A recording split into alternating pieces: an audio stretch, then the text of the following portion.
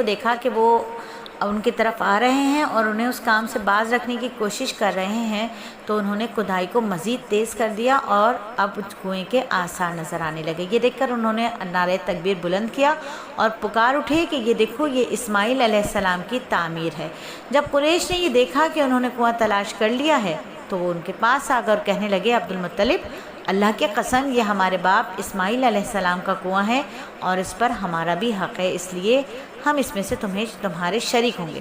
یہ سن کر عبد المطلب نے کہا کہ میں تمہیں اس میں شریک نہیں کر سکتا، یہ مجھے اکیلے کا کام ہے۔ اس پر قریش نے کہا، تب پھر اس معاملے میں ہم تم سے جھگڑا کریں گے۔ عبد المطلب بولے، کسی سے فیصلہ کروا لو۔ انہوں نے بنو سعد ابن حزیم کی کاہنہ سے فیصلہ کرانا منظور کیا۔ یہ کاہنہ ملک شام کے بالائی علاقے میں رہتی تھی۔ آخر عبد المطلب اور دوسرے قریش اس کی طرف روانہ ہوئے۔ عبد المطلب کے ساتھ عبد مناف کے لوگوں کی بھی ایک جماعت تھی، جبکہ دیگر قبائل جو تھے وہ قریش کی بھی ایک جماعت ان کے ساتھ تھی۔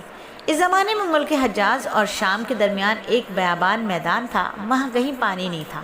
اس میدان میں ان کا پانی ختم ہو گیا، سب لوگ پیاس سے بےحال ہو گئے، یہاں تک کہ انہیں اپنی موت کا یقین ہو گیا۔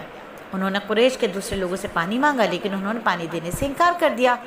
ادھر اب انہوں نے کیا کیا کہ وہ پانی کی تلاش کا انہوں نے ارادہ کیا۔ عبد المطلب اٹھ کر اپنی سواری کے پاس آئے، جو ہی ان کی سواری اٹھی اس کے پاؤں کے نیچے سے پانی کا چشمہ ابھر پڑا۔